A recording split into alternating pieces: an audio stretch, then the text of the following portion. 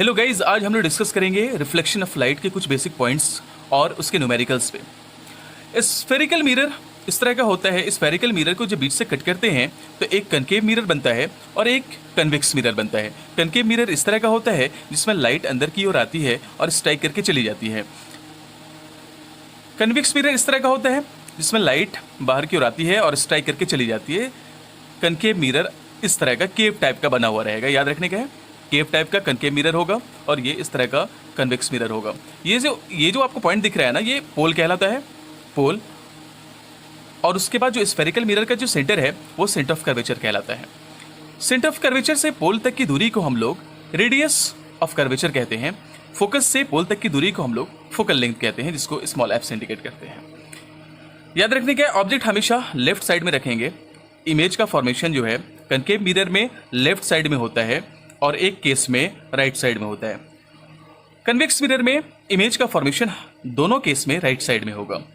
अब हम लोग न्यूमेरिकल्स की ओर बढ़ते हैं। अगर आप अभी तक चैनल को सब्सक्राइब नहीं किए हैं तो चैनल को सब्सक्राइब करें और बेल आइकन को दबा दें। लाइक एंड शेयर करना ना भूलें।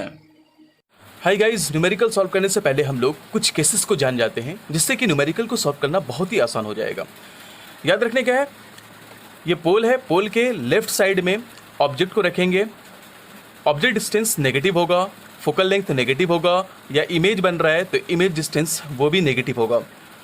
पहला केस ये है कि जब किसी ऑब्जेक्ट को हम लोग फोकस और पोल के बीच में रखते हैं तो इमेज उसका फॉर्म करता है बिहाइंड द मिरर, और वर्चुअल इमेज होगा, इरेक्ट होगा और मैग्नीफाइड होगा, जिसमें you negative, V positive, F negative. You negative क्यों हुआ?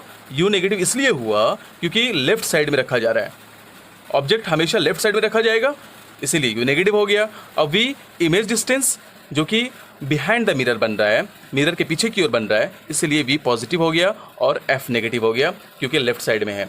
दूसरे केस में हम लोग आते हैं कि जब किसी ऑब्जेक्ट को फोकस पे रखते हैं तो इमेज फॉर्म करता है इन्फिनिटी पे, और वो भी इन्वर्टेड इमेज फॉर्म करेगा। रियल होगा, बिग साइज का होगा, u negative, v negative, f negative. सिर्फ इस केस में वी पॉजिटिव, बाकी सारे केस में वी नेगेटिव होगा, यू नेगेटिव होगा और एफ नेगेटिव होगा। इस चीज़ को अपने माइंड में फिट कर लेने का है। तीसरा केस ये है कि जब किसी ऑब्जेक्ट को सेंटर ऑफ कर्वेचर और फोकस के बीच में रखते हैं तो इमेज जो है सेंटर ऑफ कर्वेचर की ओर बन रहा है, उसके आगे की ओर बन रहा है। बियॉन्ड सी रियल बनेगा, मैग्नीफाइड बनेगा, इवन इन्वर्टेड बनेगा। जो इमेज बनेगा बियॉन्ड सी बनेगा यू नेगेटिव, वी नेगेटिव और एफ नेगेटिव। चौथा पॉइंट है, जब किसी ऑब्जेक्ट को हम लोग सेंटर ऑफ कर्वेचर पे रखते हैं तो इमेज भी सेंटर ऑफ कर्वेचर ही पे बनता है। रियल इमेज बनेगा, सेम साइज का बनेगा लेकिन इन्वर्टेड बनेगा। इस केस में यू नेगेटिव, वी नेगेटिव और एफ नेगेटिव।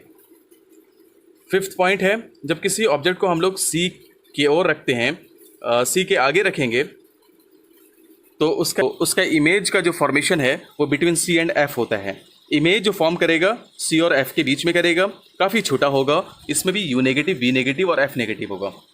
सिक्स्थ पॉइंट है, जब किसी ऑब्जेक्ट को इन्फिनिटी पे रखते हैं तो इमेज फॉर्म करेगा वो फोकस पे करेगा। याद रखने का, इमेज फोकस पे करेगा और बहुत ही छोटा होगा, उसमें भी यू नेगेटिव होगा, वी नेगेटिव होगा और एफ नेगेटिव होगा। इस तरह के ये केसेस थे हमारे। ये केसेस को अपने माइंड में कैप्चर कर लेना है जिससे कि न्यूमेरिकल्स बनाते वक्त में ईजी वे में हम सॉल्व कर सकते हैं। हेलो गाइज, अब हम लोग न्यूमेरिकल्स की ओर आते हैं।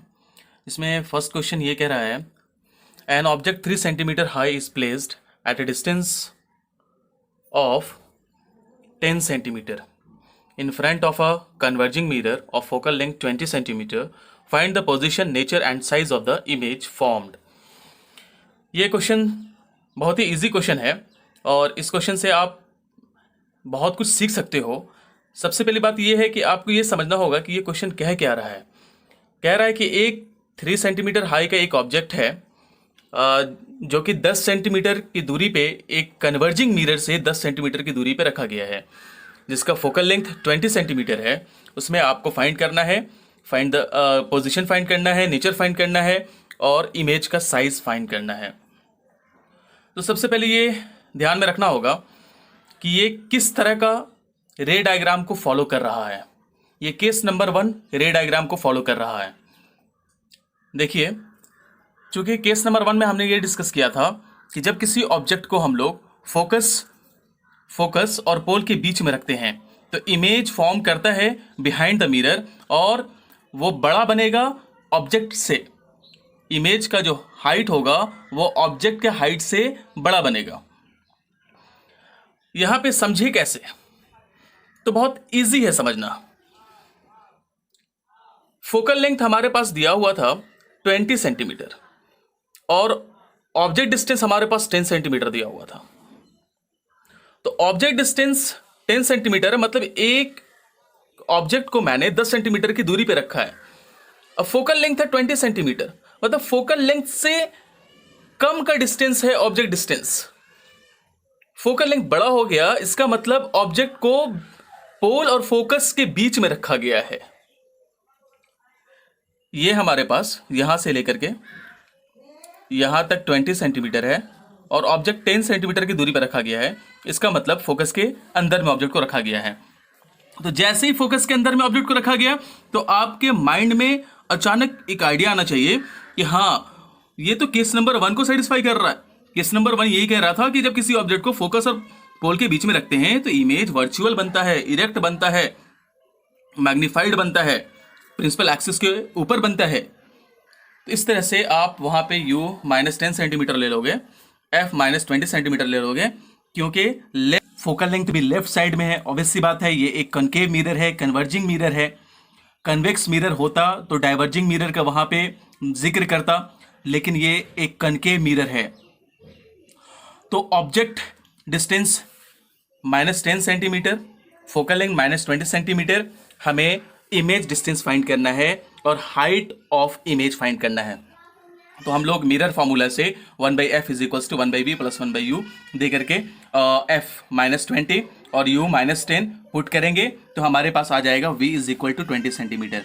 इसका मतलब v प्लस में आ रहा है, इसका मतलब ये वर्चुअल इमेज बन रहा है, केस नंबर 1 को सेटिस्फाई कर रहा है।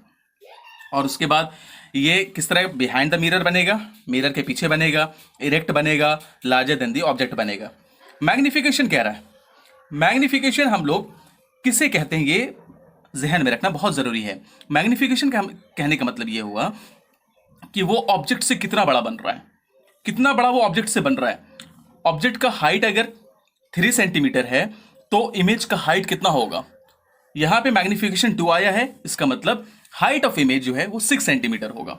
देखो मैग्निफिकेशन का फॉर्मूला कनकेव मिरर में m = -v/u और m = hi/ho है। यहां से हमने 2 निकाला, hi/3 हाइट ऑफ इमेज हमें फाइंड करना है, hi अब भाई ho जो है हाइट ऑफ ऑब्जेक्ट है, ये 3 है, 3 से 2 को मल्टीप्लाई कर देंगे तो hi = 6 सेंटीमीटर आ जाएगा। तो इस तरह से हम लोग किसी भी न्यूमेरिकल को इजी वे में सॉल्व करते हैं। जो भी लाइट चैप्टर का न्यूमेरिकल्स मिलेगा तो सबसे पहले उसको 2-3 बार क्वेश्चंस को पढ़ना है और उसके बाद जो रे डायग्राम है, रे डायग्राम के अकॉर्डिंग जो है उसे उसका VU का वैल्यू, F का और V का जो है वो साइन को पुट करना है और उसके बाद मिरर फार्मूला में। गाइज अब मैं एक क्वेश्चन आपको दे रहा हूँ जो कि एटलीस्ट 2 टाइम्स इसे पढ़ करके आपको खुद से सॉल्व करना है। क्वेश्चन ये है, an object 1 centimetre high is place at a distance of 15 centimetre in front of a concave mirror of focal length 10 centimetre. Find the position, nature and size of the image formed. Comment box में आप इसका answer दे सकते हैं। अब हम लोग convex mirror के बारे में जानेंगे।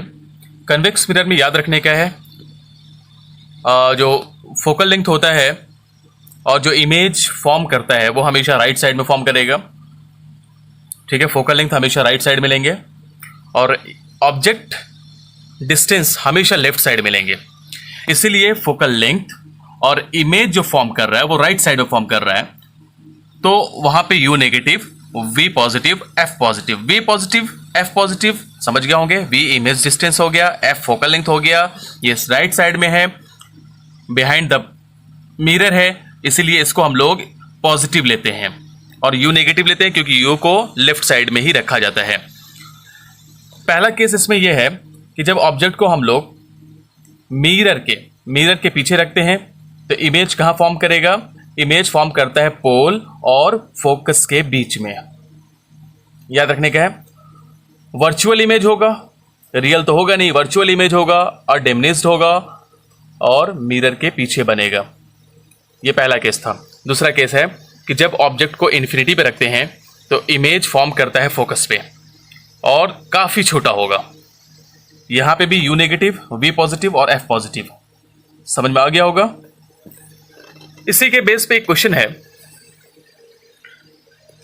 An object 5 centimetre high is place at a distance of 10 centimetre from a convex mirror of radius of curvature 30 centimetre. Find the nature, position and size of the image. तो question को देख के पता चल ही गया होगा, u -10 सेंटीमीटर, v नहीं पता लेकिन पॉजिटिव में आएगा, रेडियस ऑफ कर्वेचर 30 सेंटीमीटर, इसका हाफ करेंगे फोकल लेंथ 15 सेंटीमीटर आ जाएगा। इसको आप 1/v इज इक्वल टू, चूंकि हमें v फाइंड करना है तो 1/v is equal to 1/f minus 1/u, 1/v is equal to 1/15, f focal length 15 centimetre, 1/15 minus 1/-10। इस हिसाब से आप सॉल्व कर लोगे तो आपको आंसर आ जाएगा v is equal to +6 centimetre. मतलब इमेज डिस्टेंस जो होगा वो 6 सेंटीमीटर होगा। पॉजिटिव आ रहा है, इसका मतलब क्या समझ में आ रहा है? पॉजिटिव आ रहा है behind the mirror, behind the mirror focal length से कम ही है। फोकल लेंथ 15 सेंटीमीटर है और इमेज डिस्टेंस 6 सेंटीमीटर है। अब आप समझ गए होंगे। उसके बाद कह रहा था साइज पूछ रहा है क्वेश्चन में, तो magnification is equal to -v/u, m is equals to -6 जो हमारे पास u है -10 दिया हुआ था, इससे हम 0.6 आ जाएगा। उसके बाद magnification is equals to hi/ho, 0.6 is equal to hi/5, height of image is equal to 3। इसका मतलब hi height of image 3 centimetre आया और हाइट ऑफ ऑब्जेक्ट कितना दिया हुआ था? 5 सेंटीमीटर दिया हुआ था। तो ऑब्जेक्ट से छोटा ही ना इमेज का हाइट आएगा। हाइट ऑफ इमेज जो है वो 3 सेंटीमीटर आया है और ऑब्जेक्ट का हाइट 5 सेंटीमीटर दिया हुआ था। चूंकि हम केस नंबर 1 पढ़ रहे हैं, केस नंबर 1 में ऑब्जेक्ट का साइज ज्यादा मतलब बड़ा होता है और इमेज का साइज जो है वो छोटा होगा। थैंक्स।